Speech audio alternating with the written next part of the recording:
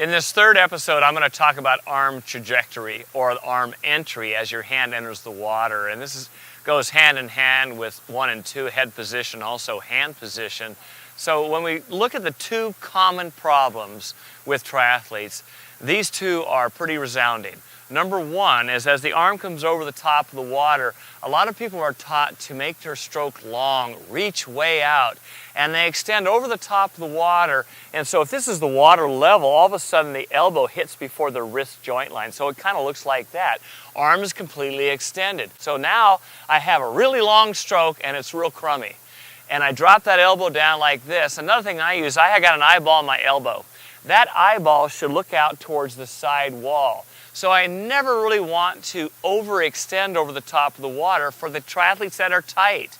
For the best swimmers, yes, you can go to 180 degrees. For some of you, you're better off stopping at 170.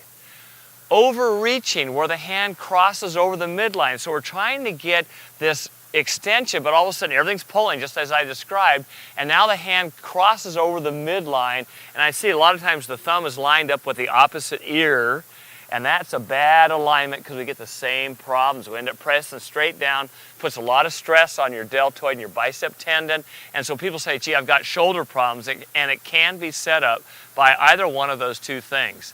I'm going to add one more. The release on the recovery on this to set this up. You can have a high trajectory as you come up over the top of the water. And I'll cover this in a few more episodes. So as the arm comes over the top of the water, remember episode 2, fingers enter the water flat as they come into the water, I can be shy of that 180 degrees out here in front because now I'm setting myself up for a nice high elbow set, which really generates the power on the front end. Let's get in the water and I'll show you a few tips to master these skills.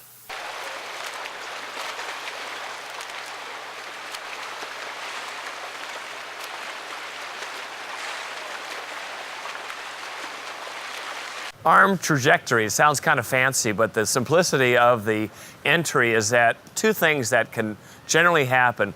We can get a crossover, we're overreaching, the hand comes over to the opposite side in line with your ear, or we can overextend too far over the top of the water trying to get distance per stroke, and they both can cause a whole issue of problems, the main one being your elbow dropping on that entry.